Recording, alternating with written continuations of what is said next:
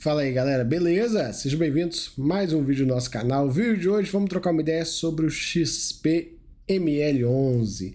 Mais um mês do polêmico XP ML. Você sabe como é que é, né, cara? Esse fundo já deu o que falar, mas a gente vai dar uma olhada boa nele, ver como é que ele tá, as perspectivas futuras, como é que... Cara, a gente precisa olhar com bastante carinho aqui, bastante cuidado também. Nesse mês a gente teve algumas surpresas negativas, beleza? Antes de começar o vídeo, galera, jabá aqui da casa de análise do canal. Convido vocês a conhecerem nosso site aqui, www.lucasfreeresearch.com.br. O link tá na descrição e no final do vídeo ele vai aparecer também. Venha conhecer, estou fazendo um projeto aqui novo e, cara... A ideia é fazer, de fato, a melhor casa de análise no nosso Brasilzão. Então, eu espero que vocês gostem do que a gente vem se propondo a fazer. Tem algumas lives no canal onde eu explico e tal, o que a gente quer fazer. E é isso. XPML, a cotação, 103,21, chegou a bater um pico ali de R$106 e depois perdeu força, né? Não é exclusivo dele isso aqui, viu, galera? Todos os fundos tiveram essa alta e agora estão tendo essa pequena correção. Por que isso está acontecendo? O que tá rolando? Aqui, ó, o culpado se chama Tesouro. Tesouro é o culpado.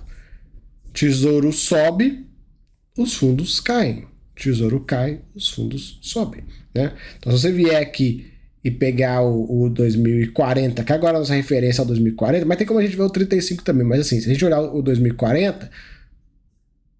Peraí, pegou errado. 2040, por favor, obrigado.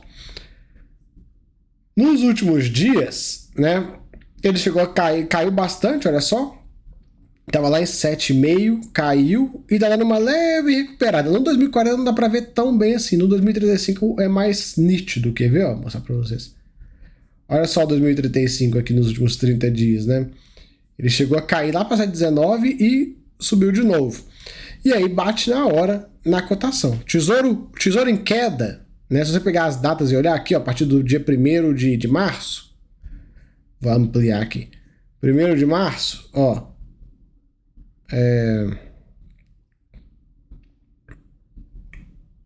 olha lá, 10 de março, aí quando foi, bateu, abril, saiu de 7,80 para 7,50, ó, aí abril, aí tá vendo esse fundo que o gráfico fez aqui?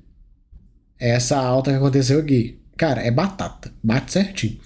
E depois, aí chegou no dia 22 do 4. Claro, tem um atrasozinho e tal. Aí chegou no dia 22 do 4, né? Foi quando voltou a subir. Que aí já o tesouro já embicou. E começou a cair forte, né?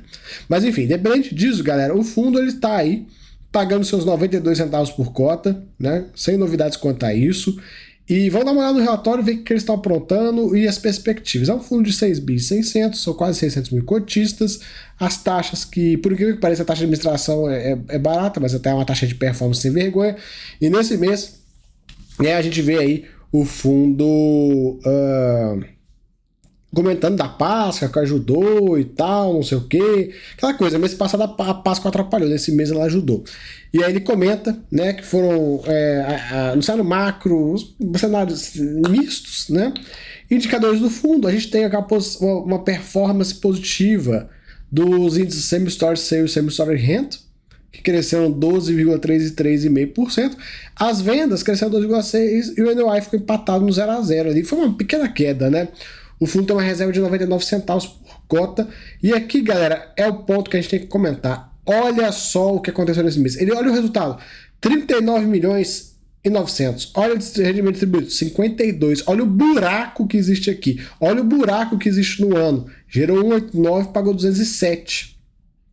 Né? Existe um buraco grande aqui. Existe um buraco muito grande. E guardem isso, porque a gente precisa entender esse buraco aqui. Mas enfim, existe um buraco aqui. O fundo está entregando muito mais do que está gerando. É mais ou menos, galera, eu fiz os cálculos lá no nosso relatório da nossa casa de análise. Eu fiz os cálculos. Dá mais ou menos isso aqui, ó, dividido por 4, né, que são 4 meses de recorrente. Dá tipo assim uns 84 centavos e ele pagando uns 92. Então existe um buraco aí de alguns centavos nessa distribuição. E a gente precisa ficar atento nisso, porque o fundo ele vem entregando lucros acumulados e tal, E aí, né, uma hora acaba. Uma hora acaba. Ele está entregando bem mais do que está gerando aqui dentro do corrente semestre. Ele está entregando próximo, se não me engano, é 115% do resultado. Quer ver? Ó, se você pegar aqui e dividir, ó, 207 dividido por 190, vai arredondar para cima. Está entregando 119% do resultado, né? Então, é isso que está acontecendo aí no XPML, né? O fundo está entregando muito lucro. Esse gap aqui dá uns 30 centavos. Se a gente pegar aqui e dividir, ó, 207,443,948 menos 189,463,257 dá 17 milhões, quase 18. O fundo ele tem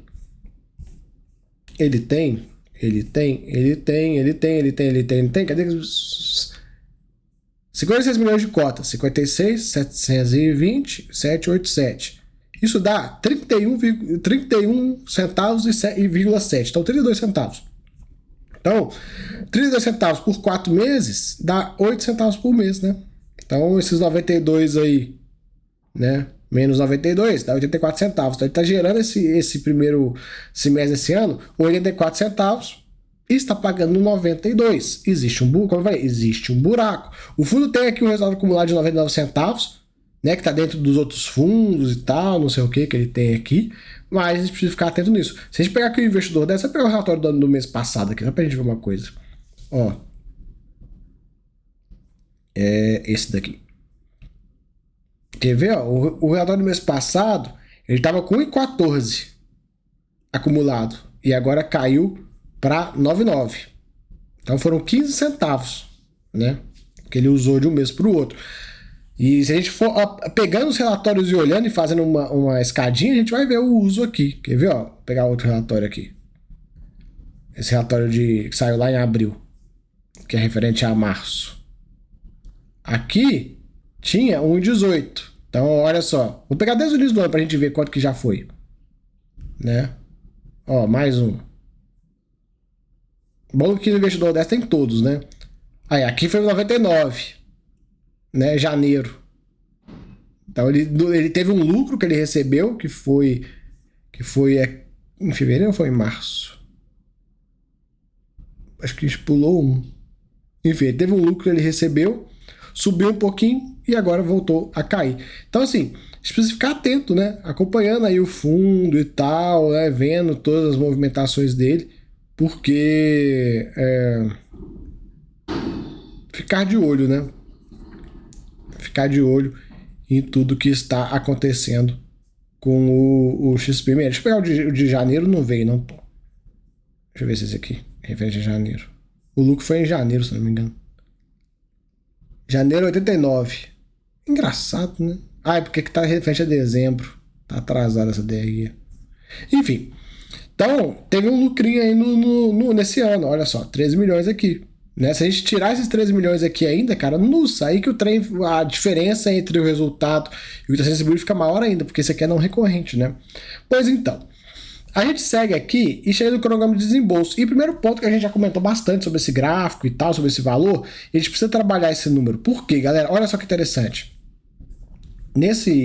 Do último mês para cá, o fundo tinha uma posição de caixa. Deixa eu pegar o último relatório pra gente comparar. Tem muito que eu faço fazendo esse trabalho de comparação, viu, galera? É meio chato mesmo, mas é o que é. O que acontece? Ele comprou o pátio Higienópolis, né? Que ele pagou 170 milhões de reais num CRI conversível. Logo, se você pegar o caixa dele aqui e olhar, é 305 com 120, que virou 90 com 291.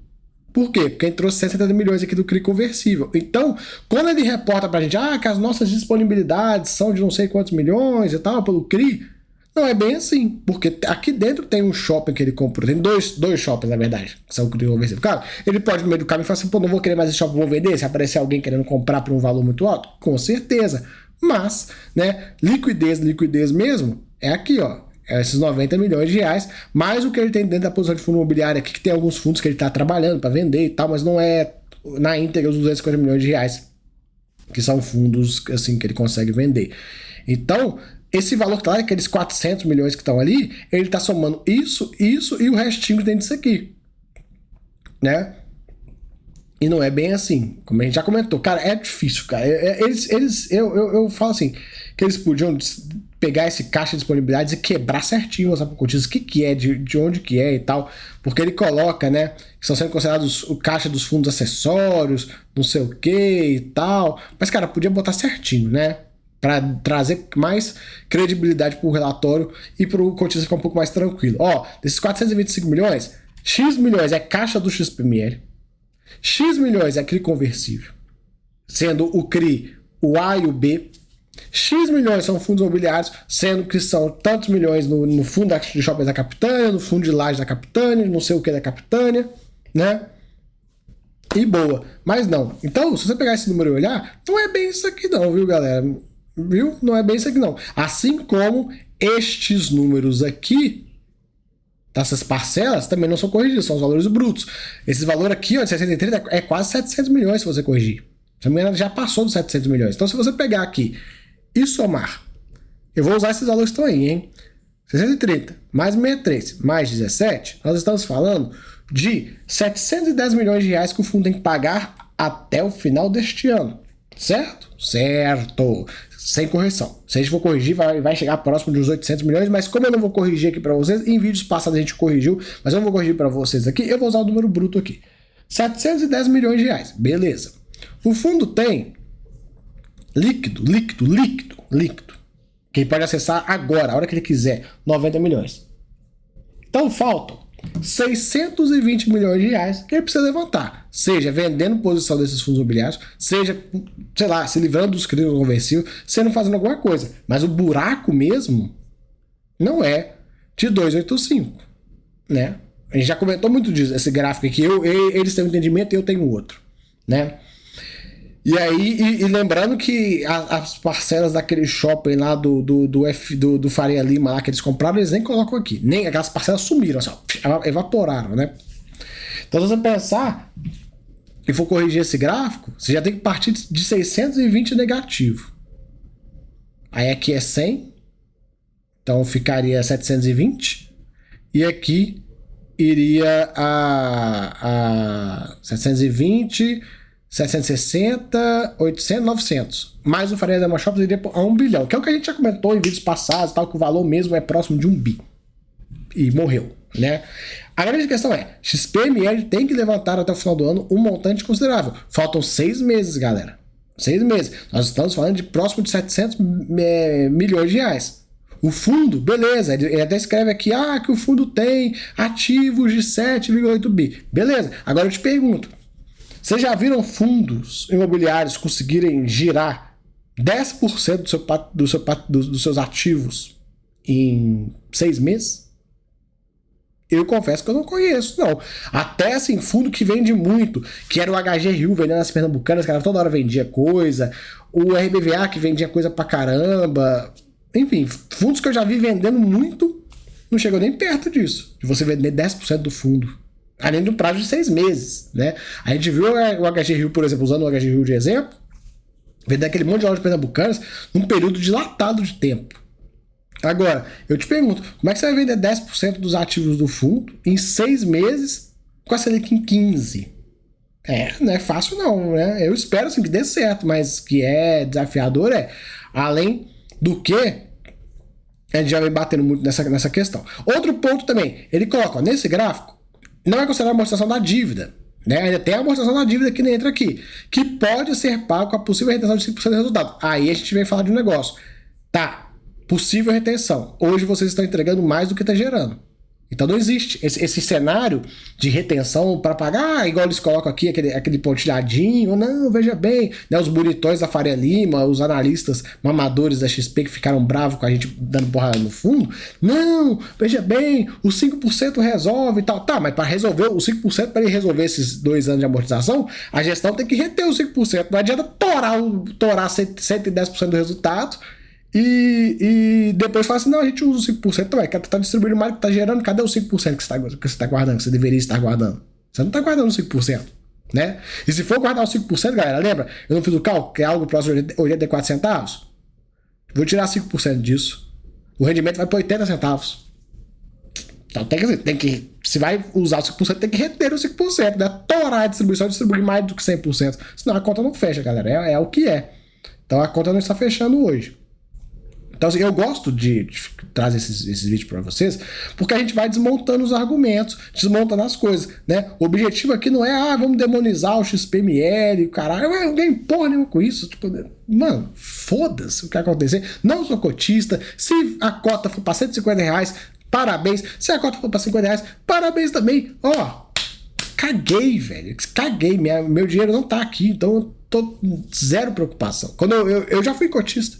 Quando eu vi essa loucura, eu falei, cara, um abraço pro gaiteiro, tô indo embora, meu amigo. Tô indo embora, tô fora, não quero ficar nesse troço, não estou feliz com essa comparadaiada que estão fazendo, né? Então, assim, o objetivo aqui é abrir a cabeça de vocês para o cenário, e aí vocês tomam as decisões. Porque aqui no canal no YouTube, eu abro a mente de vocês e falo, toma, faça o que você bem entender. Se você vai comprar, se vai vender, meu amigo, foda-se, não me importo. Já na caixa de análise, eu me importo. Então lá eu vou falar pra você. Compra, vende, segura, não segura, vira de cabeça pra baixo, bota fogo nas cotas. Meu amigo, lá é outra história, né? Então os assinantes lá têm essa orientação do que fazer com o fundo, né? Aqui ele fala que o fundo tem uma necessidade de caixa e tal. A gente já falou que o caixa negativo é bem maior que esse número aqui, né? Aí a questão, galera, não vamos ficar entrando nessa briga de o caixa é tanto, é tanto, é tanto, é tanto, é tanto, é tanto, é tanto. Não. 17 mais 63, 100, mais 630, 730, mais a correção, próximo de 800. Então, assim, 800 milhões que precisa levantar até o final do ano. Ponto. Como que eles vão fazer? Aí já é com eles. E aí ele fala, né? É engraçado. Olha como é que o relatório ele se contradiz muito facilmente. Ele fala assim, ó, o fundo tem patrimônio líquido de 6 bilhões, ativos de 7,8, o fundo tem nível de alavancagem muito saudável, né? De apenas um LTV de 8% é muito saudável. Aí você fala assim, nossa, realmente, né? Pô, o Lucas é maluco, o Lucas tá batendo na XP à toa e tal, não sei o quê. Aí você vem e você rola a tela, né? Botaram uma nova página. Eu acho que o estagiário comeu bola aqui, né? Uai, peraí, o gráfico demonstra o histórico de alavancagem dos XPMOLs desde 21, indicando que a média de alavancagem do fundo nesse período foi de 26,5%. Aí ele traz aqui os momentos e tal, não sei o que, a alavancagem já foi quase 50%, aí caiu, aí agora subiu, e aí hoje tá aqui, ó, 25,9%. Ué! E a Rora José? Como vamos a ser? Como vamos fazer? E agora, José? Ué, não é um nível de alavancagem super baixo e tal, de 8%, mas e esse 26% aqui por cento? É porque é aquela coisa que a gente falou no vídeo do mês passado, né? Que não adianta ficar falando que a alavancagem do fundo é 8%, sendo que você considera só os CRIs. A parcela eles não consideravam. Aqui nesse gráfico aqui, considera. Então, assim, uma página do relatório quebra a narrativa da outra. Vocês entenderam? Por que eu tô batendo tanto nessa situação? Porque tá aí, a alavancagem é 26%. Lucas, mas a 26% não é tão alto, pô. O TRXF tem uma alavancagem muito mais alta e tal. Isso não bate tanto no TRXF. Galera, a alavancagem não é uma ciência de analisar apenas o número. Você pode ter um fundo com uma alavancagem de 5% que seja extremamente danosa. Assim como você pode ter um fundo com uma alavancagem de 40% que seja bem mais tranquila. Por que isso? Por causa disso aqui, ó. Fluxo de pagamento. Às vezes você vai ter um fundo. Vamos imaginar que o XPML. Esquece isso aqui tudo para mim, galera. Esquece isso aqui tudo. Ó. Esquece esse gráfico. Daqui para cá vocês esquecem. Então isso aqui tudo vocês esquecem. Esquece isso aqui. Beleza?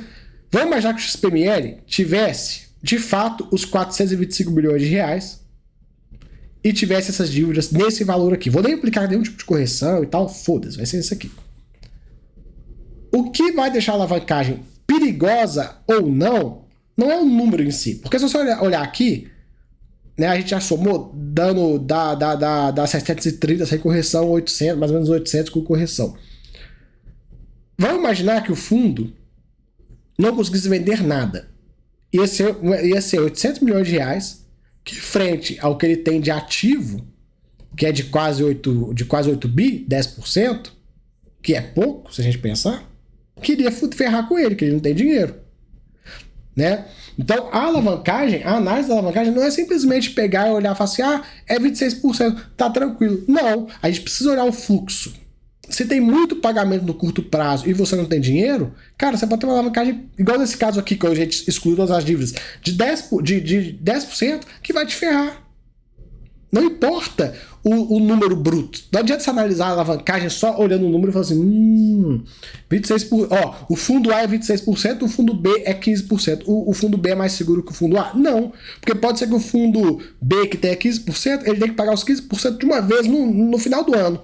E não tem nem dinheiro para isso. E tem que fazer uma puta emissão gigantesca. Enquanto o fundo A, que tem 26%, no nosso exemplo, tem um fluxo super diluído com o tempo e tá tudo certo. Entendeu? Então, analisar a alavancagem não é só simplesmente pegar o número bruto e falar, um é 26, o outro é 40 e morreu. Eu vou mostrar aqui para vocês. Quer ver? Eu vou mostrar aqui para vocês. Vamos pegar aqui um fundo, ó. Quer ver? Vamos exemplificar essa bagaça. Ó. Deixa eu exemplificar.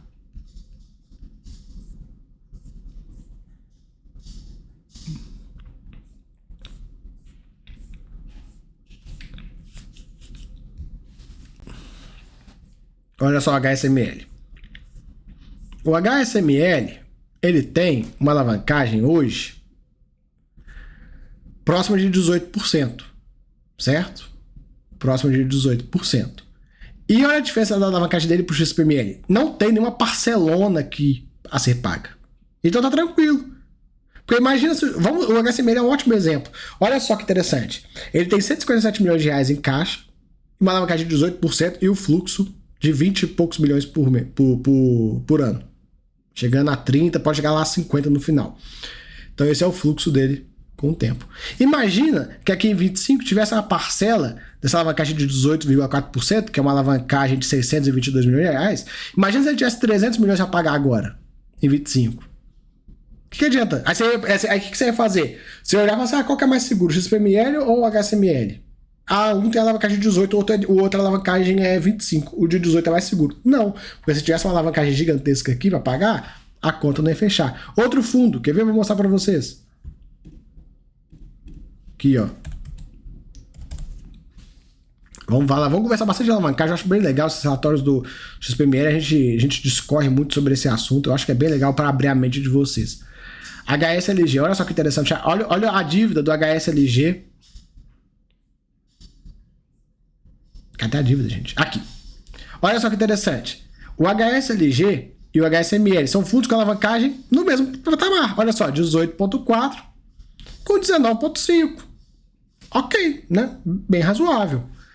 Um tem 76 milhões de reais, que frente ao que deve, vou fazer o cálculo aqui, 76 milhões de reais, ele deve 312, ele tem 24% do dinheiro, quase 25%.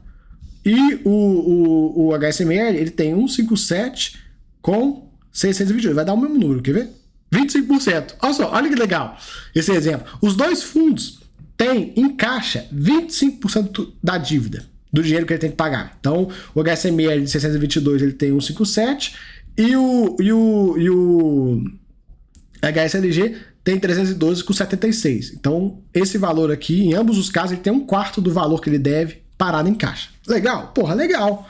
Olha a diferença da dívida do HSLG pro HSML. Olha só que interessante. O HSLG, lá em 28, ele tem uma parcela de 78 milhões de reais. Então, se nada mudasse, se ele estagnasse, não fizesse emissão, não fizesse venda, não fizesse nada, em 28 ele estava com uma naba voadora na mão. E uma alavancagem do mesmo patamar de HSML. E o HSML, o fluxo é super diluidinho. Esse caixa dura durante muito tempo. Então, se a gente... Claro, galera, são setores diferentes e tal, não tem como comparar. Mas se a gente for falar de dívida de HSLG com HSML, vamos imaginar que fosse dois fundos do mesmo setor, o HSML está muito mais seguro do que o HSLG.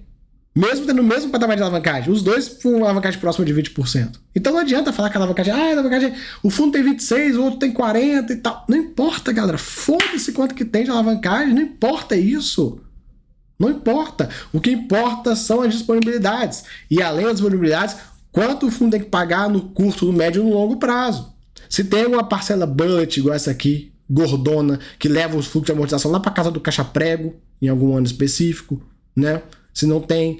Então é isso que a gente precisa olhar. Não adianta ficar aqui falando, não, olha só o histórico, a alavancagem do XPML, aqui no histórico, olha só, né, tá em linha, tá na média histórica, não sei o quê, mas não importa isso, cara, isso é um dado que é, pô, legal e tal, legal, agradeço o pessoal do XP de trazer, mas ele não vai falar assim, ó, gente, ó, a alavancagem do XPML tá na média histórica, tá tudo bem com ele, tá tudo certo, né, não. Quer ver, ó? Vamos lá, vamos fazer um de volta para o passado. E lá em julho de 22. Vou pegar aqui. A gente pega aqui juntos.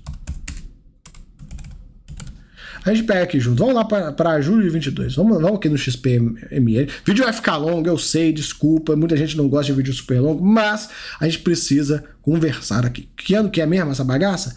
Julho de 22. Vamos lá para o ano de 22. Vamos ver como é que estava a fotografia do fundo em 22. Se o relatório também ajuda, né? Porque sabe como é que é os relatórios da XP. Julho de 22. Cadê? Vai. Julho de 22. Gente, não tá...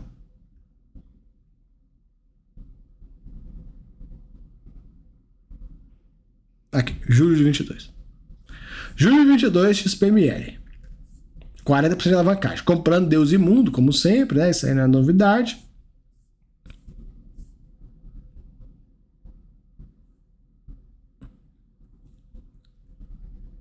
O fundo tinha 2,5 bi e tinha um passivo de quanto? Deixa eu ver aqui no passivo, porque, galera, eu vou ter que pegar um informe, viu? Muito provavelmente, ó, 96 mais um 92 mais um 99 mais um 87. 674 milhões de reais em dívida e uma carteira de 2,6. Não é... Tem parcela. Aqui ele tava com 25% de alavancagem considerando os CRIs. Tinha parcelaiada. É foda, viu? O relatório não é padronizado, é ruim de informação. Tinha uma parcelaiada da peste aqui. Mas se pegar o fundo, olha o caixa nessa época também, hein? Olha isso. E olha quanto que tinha que pagar. Tá apertado, hein? Nessa época cagaram o sangue aqui também. Infelizmente o relatório não contribui, e aí nós vamos ter que pegar 300 mil fatos relevantes para fazer o cálculo. Né? Mas nessa época já estava com a situação, já estava apertada, né? Mas ele fez a missão logo depois. Estava naquela época que ele estava comprando Deus e Mundo. Né? Foi aqui, uma missão em cima da outra. Mas assim, a alavancagem, galera, não é só o número bruto. No caso, aqui ele estava com pouca grana em caixa. Mas se ele tivesse com muito dinheiro parado, não era problema. Né? Não era problema. Então não adianta ficar analisando a alavancagem só olhando o número bruto. Não adianta, galera. Não façam isso. Fundo imobiliário não é um ativo que você vai analisar apenas fazendo métricas. Se você fizer isso, você vai se fuder.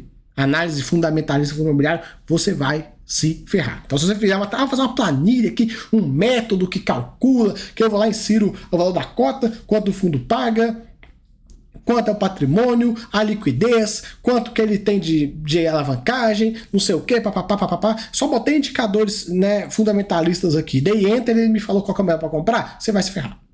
Não faça isso. Você vai ter que ler o relatório, vai ter que analisar e tal, não sei o que, para você ver. Porque olha só, 25% de alavancagem e uma naba voadora a ser paga esse ano. Para os próximos anos é mais tranquilo, né? O grosso mesmo, né? Como diz o Lula, o grosso mesmo vai entrar esse ano. Porque nos próximos anos é mais light, né? Você vê, é 100 milhões. O grosso é esse ano. Dos 1 bilhão que ele deve, né? Quase 800 é agora. Se ele passar por isso, se ele conseguir passar, beleza, não explode, né? Só que ele tem 6 meses, galera. A parcela da SIM vence no final do ano, a priori, se nada mudar. Né? Então ele comenta de venda de ativos que vão ter que fazer reciclagem e tal, perere, parará, pororô, mas tem que lembrar, galera, que tem que vender aí, né, muita grana, 10% do fundo. Emissão de cotas, com esse valor de cota que tá hoje é meio difícil, né? Então, improvável. E o último, que eu acho que é o que mais faz sentido, que eu acho que vai ser uma combinação do primeiro com o terceiro, que é, eles vão vender ativos, mas eles vão fazer dívida. E qual que é o pênalti de fazer dívida nesse fundo? O que acontece? Tá vendo essas parcelas? Que são parcela, parcela e parcela? Isso aqui é o famoso Seller's Finance. O que é o Seller's Finance? É o financiamento direto com o vendedor. E qual é o problema do Seller's Finance nesse caso? É isso aqui, ó. O Seller's Finance não tem despesa financeira mensal. A parcela só é corrigida, mas não tem a despesa financeira aqui. E aí, meus amigos, se ele estruturar um CRI, vamos imaginar que ele der 800 milhões, 400 ele vende, 400 ele faz um CRI. Meu amigo, vai ser 400 milhões de reais gerando despesa financeira. Claro, ele pode botar carência, embarrigar esse trem para frente e tal. Óbvio, ele pode fazer isso. Mas se você imaginar 400 milhões gerando despesa financeira aqui. E o que vai acontecer com a receita do fundo? Vai cair. Por que vai cair? Porque quando fizeram o Seller's Finance lá atrás, como é que funciona o Seller's Finance? Você parcela em trocentas mil parcelas, faz um carnezinho gostoso. Você pagou a primeira parcela do carnezinho gostoso, equivalente, sei lá, a 25% do total, você já recebe 100% da receita. E aí, meu amigo, você está chegando a pagar 100%. A hora que você pagar 100% do ativo, você já tem 100% da receita há muito tempo. Beleza, ficou elas por elas. E aí, um ponto também sobre isso, antes da gente falar, é o seguinte: o dinheiro que você tem parado em caixa também está te rentabilizando. Então esse dinheiro vai deixar de rentabilizar e vai para um ativo que já está te entregando tudo. Então quando ele pagar essas parcelas, a receita aqui, ó, não vai subir. Não, o que vai acontecer é que a receita de renda fixa vai cair. Além dela cair, vai entrar, se ele fizer um CRI, vai entrar uma despesa financeira aqui que vai comer ainda mais o resultado. Então o fundo que hoje, nesse primeiro semestre, está cagando sangue para manter 92 centavos, a hora que pagar essas parcelaiadas toda, vai ter menos receita de renda fixa. E se fizer CRI, vai ter mais despesa financeira. O que vai acontecer com o resultado? Que hoje a gente já viu que está ali próximo de 84 centavos, vai cair ainda mais. Ou vocês acham que um fundo como o XPML, um fundo bilionário, um fundo desse tamanho, tá pagando 92 centavos à toa? Né? Que é um puta de um rendimento. Se você olhar aqui, vamos lá no investidor 10. Cadê ele? Ele até saiu já daqui, porque a gente olhou tanto fundo. Se você vier aqui no investidor 10 e olhar, por que o fundo tá pagando um puta rendimento? Né? Pagando quase 1% ao mês. Por que vocês acham que o XPML tá pagando quase 1% ao mês? Né? Se você pegar aqui e colocar anual e puxar, por que vocês acham que o fundo pagou R$11 por cota ano passado? A alavancagem, galera. A alavancagem é isso. Né? Então, muito cuidado, cara. Muito cuidado. A situação aqui não é tão simples quanto os bonitões da Faria Lima, os engravatados querem vender. Né? E aqui eu adorei esse gráfico, porque lá em cima eles falam que a alavancagem é um valor, aqui eles já falam que é outro, então, tipo assim, eles mesmos se quebram o próprio argumento. Então a alavancagem é de 26%, não é de 8%, né? Igual eu falei no último vídeo, ou no último, ou no penúltimo. Cara, é tanto vídeo que eu já fiz, que eu nem sei mais quando é que a gente falou. É uma novela gostosa de assistir, né? Então, assim, é isso. Não adianta você falar que o nível de alavancagem está abaixo da média do produto. Foda-se. XP, faz pra mim um gráfico, já que vocês gostam de gráfico e tal, mostrando quanto que o fundo tinha para pagar no final de cada ano, né?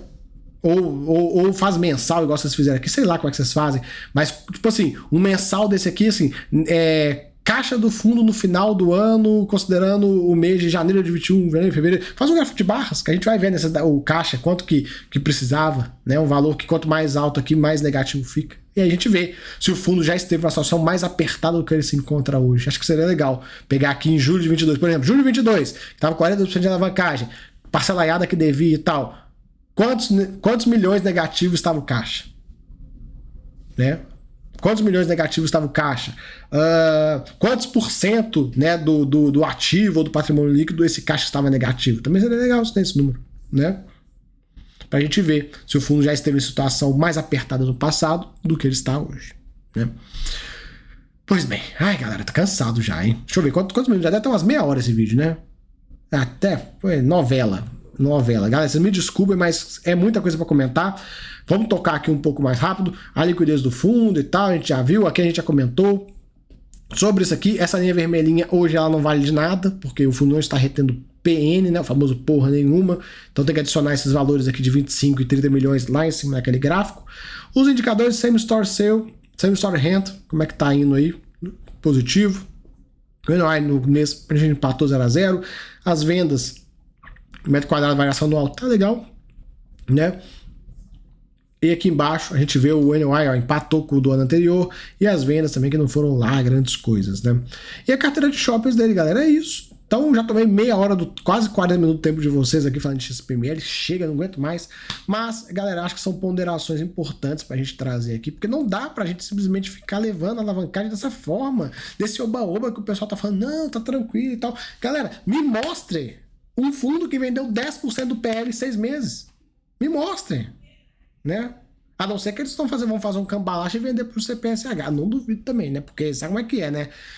Para pedir, meu capitão, por favor, socorre aqui a gente de novo, não custa. Né? Faz uma emissão, dá um jeito lá no CPSH de comprar, não duvido nada. Né? Transfere a alavancagem daqui pro CPSH. Né? Imagina, vai lá, CPSH, compra aqui meus fundos, meus shoppings, né? Já te dá uma cesta de shoppings aqui de R$1 bilhão, você faz uma super dívida aí, foda-se o cotizo do CPSH, coisa da Capitânia, ele que se exploda, né?